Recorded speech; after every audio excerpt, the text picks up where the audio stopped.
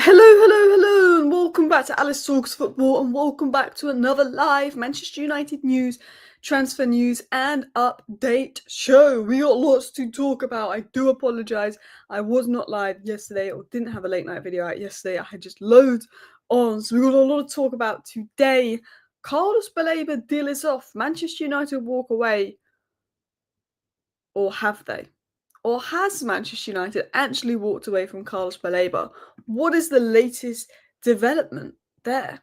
United looking at Human, United looking at Adam Wharton, United looking at Baleba alternatives. They want to sign a midfielder.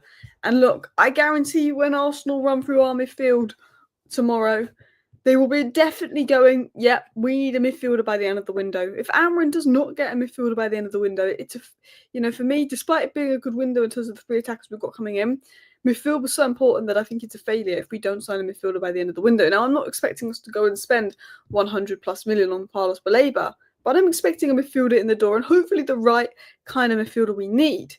But United have reportedly walked away from Baleba. But could what's next potentially be bigger? Could it be the start of a negotiation tactic? Is the deal on? Is the deal off? Let's have a chat.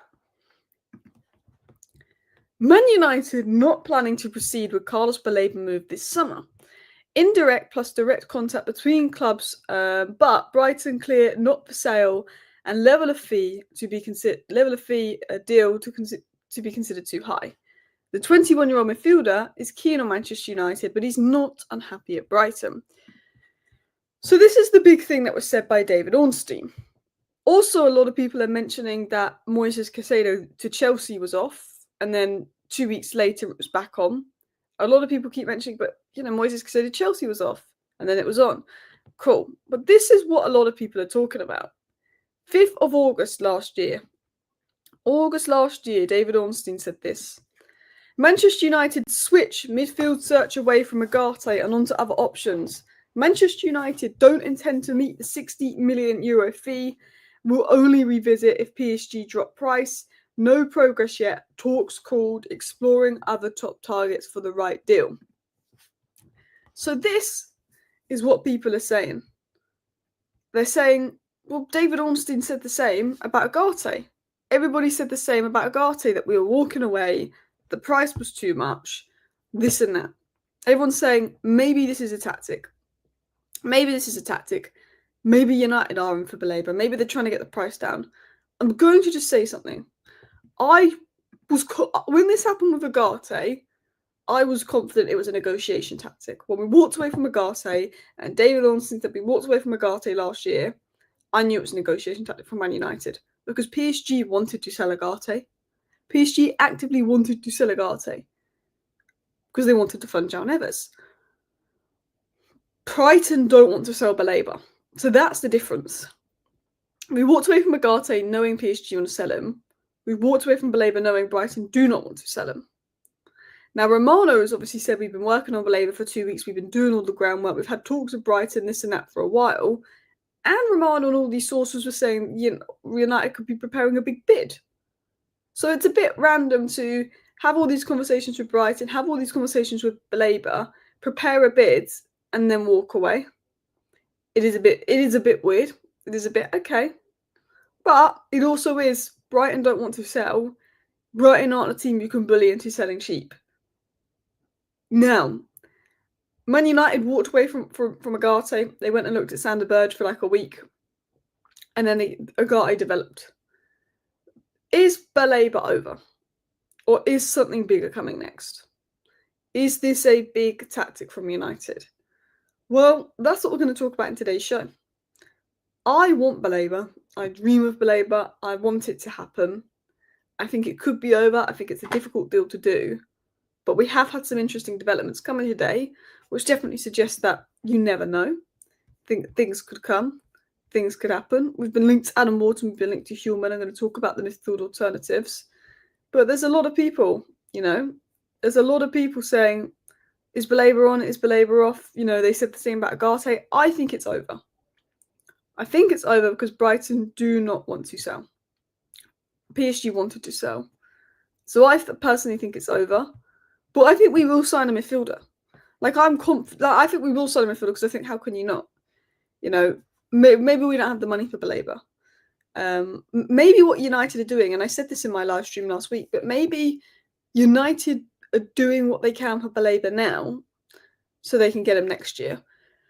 Maybe United always planned on getting him next summer, but they knew there'd be competition from Liverpool, Arsenal, Manchester City, so if they do the groundwork now, he's more likely to come next year.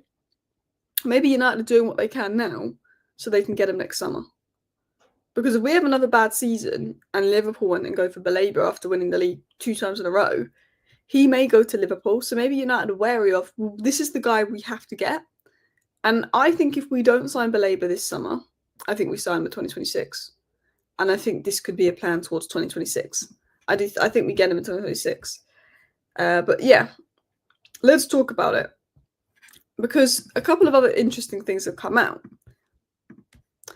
So David Ornstein said that Carlos Baleba is prepared to continue pushing to sign for United, even if it means waiting in the future. So potentially he's happy to have that move in 2026. Arsenal went in for Casado in January, and then they ended up going for Rice in the summer. But Casado was kind of promised his move that next window. But one of the interesting things Romano said on Baleba is this.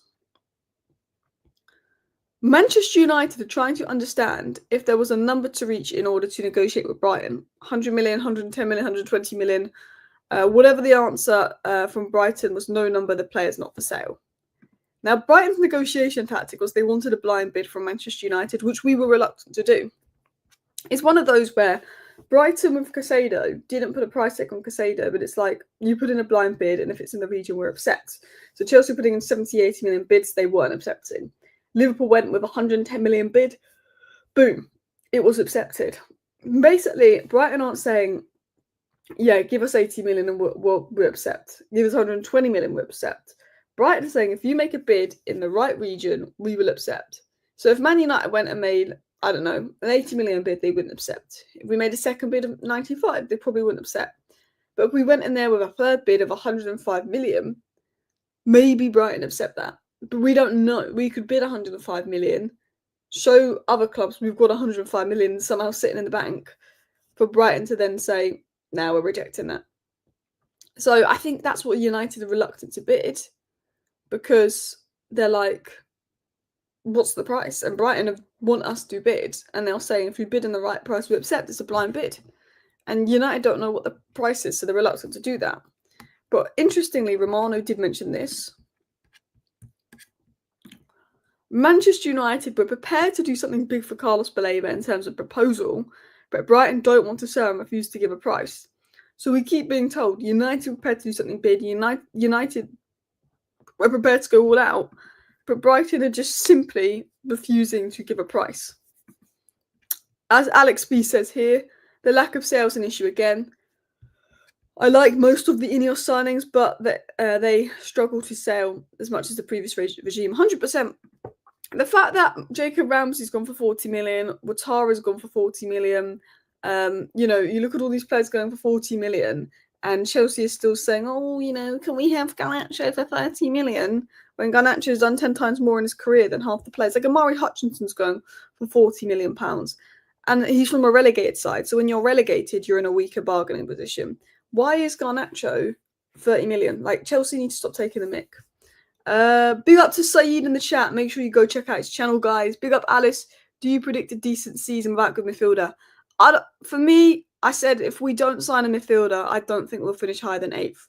We don't have balance in that midfield. If there's certain games where I don't mind Agate if we're not going to dominate possession. If we're looking just for someone to win the ball back and we're parking the bus. But we want to dominate possession in most games. I think Maino is mint, but we need someone to partner him.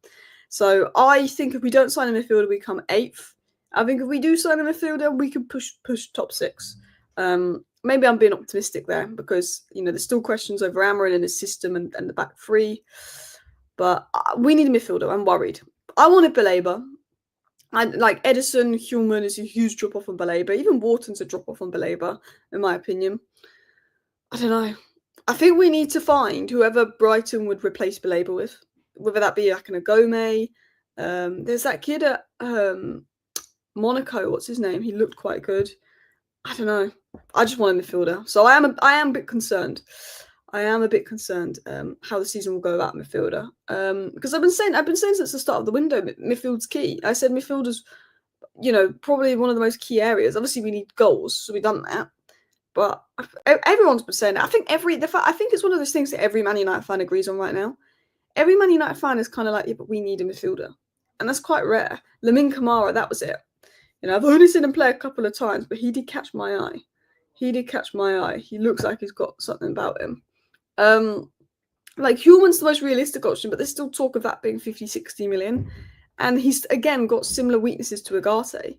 Like if you want to dominate possession, you don't want Agate. I don't mind Agate in games when you're playing in Liverpool or Manchester City and you just need to win back the ball. But you don't want Agate against a team when you're looking to break them down because he's a liability there.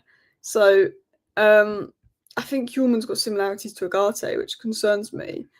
Like for me, Maino and Baleba would have been mint. I don't like how the third centre back steps up and build up because it doesn't suit De Ligt either. But we basically need Baleba, and if we can't get Baleba, maybe we look at a Gome. I don't know. Well, rumours of Human, rumours of Wharton. I don't think Palace will sell Wharton because Gay's set to go and Eze's set to go. So I just can't see Wharton going anywhere. Interestingly, Romano did mention that Baleba's name will return in conversations for Manchester United when it's time to find him in the field. Also in future, he's super appreciated. Amarin's a big fan, so it's almost like I'm assuming the plan is go for Baleba in 2026. I'm assuming that's the plan. Do the groundwork now. Go for Baleba in 2026. Then we've got a stronger chance of getting him compared to City and Liverpool. But we're still going to bring in someone now. Hayden Hackney for 14 million quid or 15 million quid.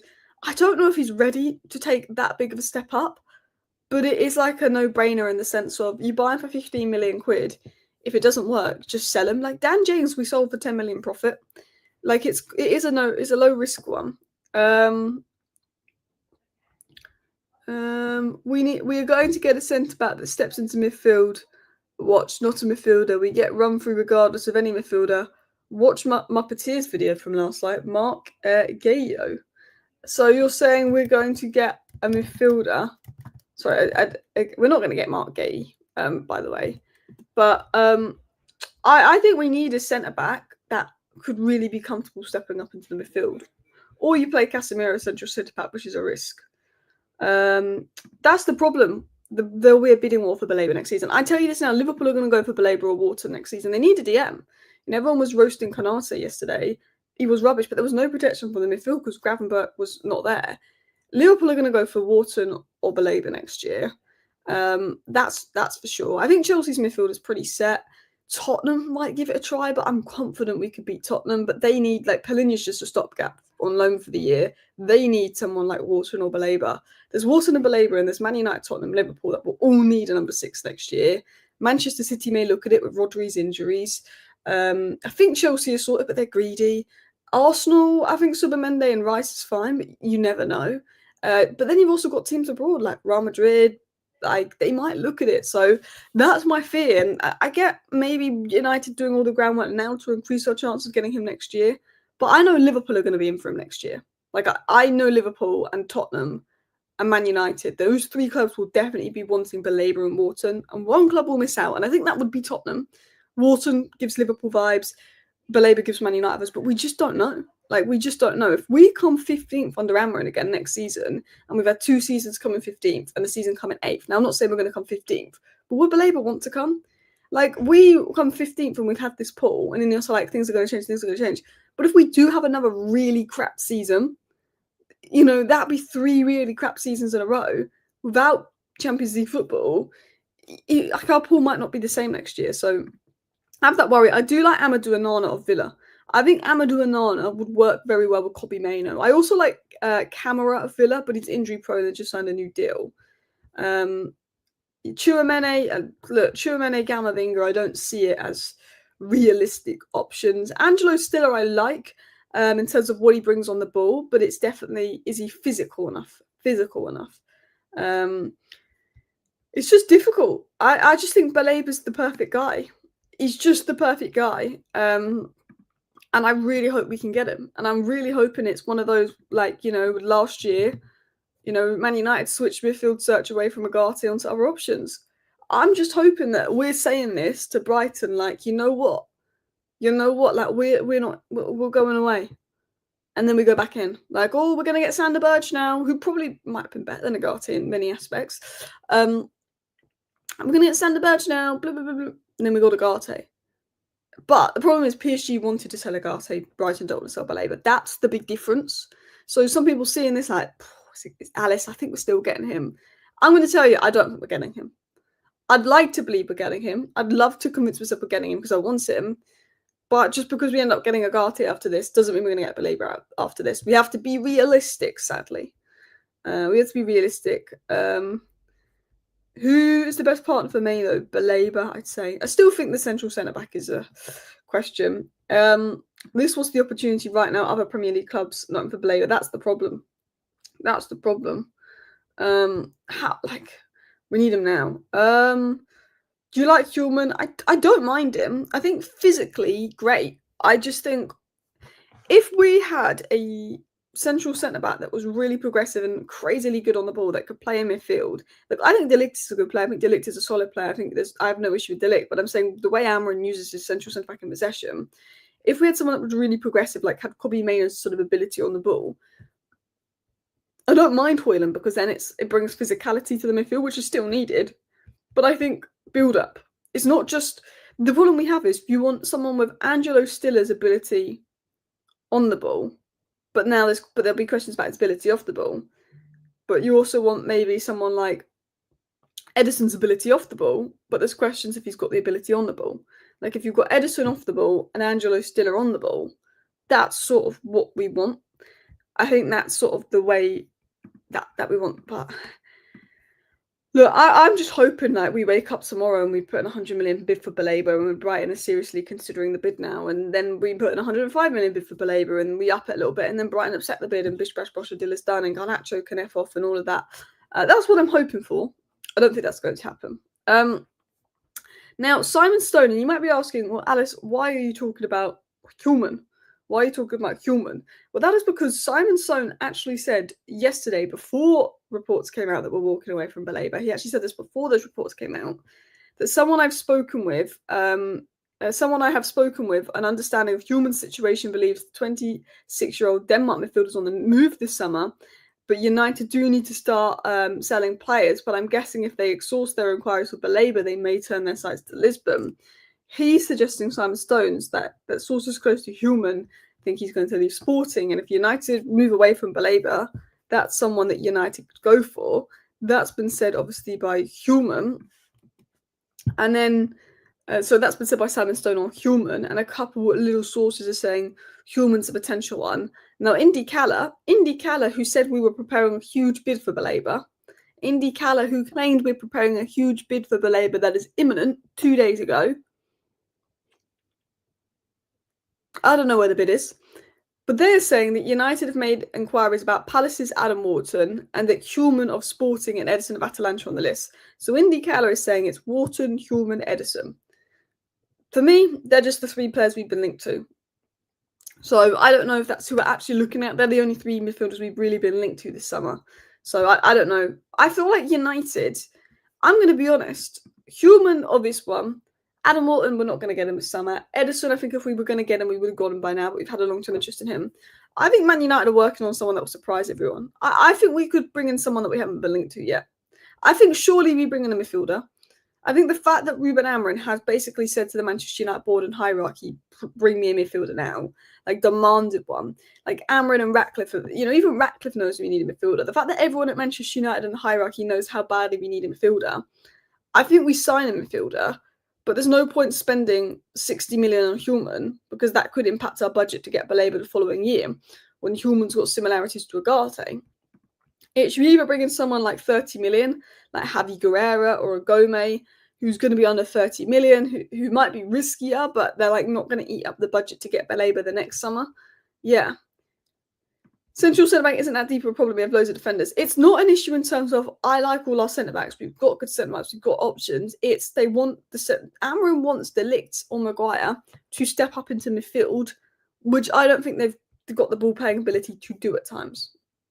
I don't like how Aaron uses our central centre back. Hopefully Viva will unearth some young centre mid gem.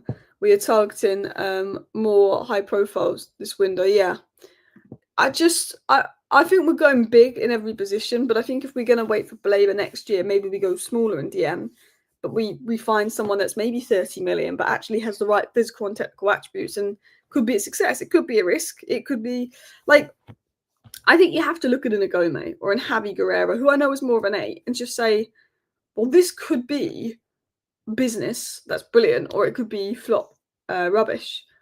Who